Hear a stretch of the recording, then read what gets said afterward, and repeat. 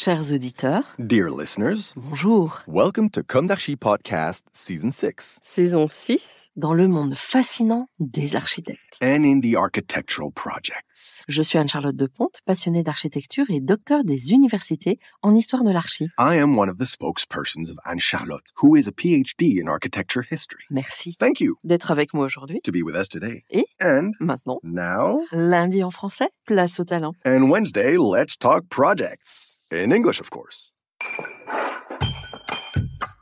Bienvenue dans Comme d'Archi. Chers auditeurs, bonjour. Bienvenue dans ce Comme d'Archi de Noël 2024. Ici, généreusement, les architectes ont de nouveau accepté cette année de vous parler de leur réveillon. Envolez-vous simplement pour quelques minutes dans un enchaînement relatant leur univers gustatif et festif dans un moment où la famille compte tellement, quand on a la chance qu'elle soit là. Quoi qu'il en soit, voici quelques minutes de partage concoctées avec cœur, rien que pour vous. L'agence AAVP, Vincent Parera. Des traditions, on en a quelques-unes. Enfin, une particulière, c'est, en tout cas pour le 31 au soir, c'est les 12 coups de minuit. Et en Espagne, la tradition, c'est soit des petits quarts de mandarine ou soit c'est des raisins.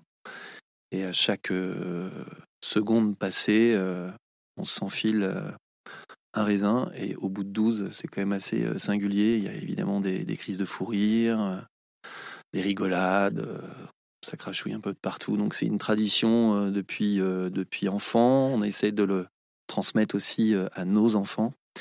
Ça, c'est assez intéressant. Puis pour Noël, ce qui est assez touchant, c'est que c'est l'anniversaire de ma maman.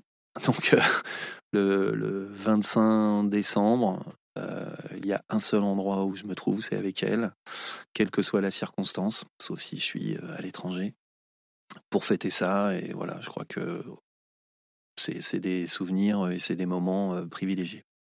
Pas de spécialité culinaire. Encore une fois, ce mélange de nos origines nous amène à s'inscrire presque plus dans une tradition franco-française de la volaille, plus qu'un plat traditionnel de nos origines. Pas de poisson alors. Ça dépend. Ça dépend. Ouais. Aldric Beckman, architecte. Moi, j'ai eu la chance d'avoir des bons et grands moments familiaux où mon grand-père maternel prenait le soin de redécorer entièrement son appartement pour recevoir l'entièreté de sa famille, se grimant lui-même. Et il y avait des thèmes. Donc l'année, je sais pas quoi, de mes 8 ans, c'était le petit chalet au fin fond de la montagne. L'année suivante, on pouvait repartir dans un des voyages qu'ils avaient pu effectuer en Asie ou autre. Et c'est des énormes souvenirs comme ça, de légèreté finalement, qui ont pu bercer mon enfance à cette période de Noël, qui est généralement toujours un peu lourde. Il fait froid, le temps est gris. Et finalement, ça m'a toujours habité. Et si je pouvais faire un souhait pour la fin de l'année 2024, ça serait de retrouver un petit peu cette légèreté. Que ce soit à l'échelle de ma cellule familiale, évidemment, qu'on essaie de cultiver en permanence, mais plus largement à l'agence, dans mon métier, en France, dans le monde. On est quand même bien plombé en ce moment, et si on pouvait tous retrouver un peu de légèreté, ça serait tellement plus agréable. Pas d'Inde ou d'huile. Oh bah ça viendra naturellement. Un bon vin, des huîtres, des grands sourires partagés. Et le marché va peut-être poser la base de de notre dîner de Noël. Voilà. Oui, forcément.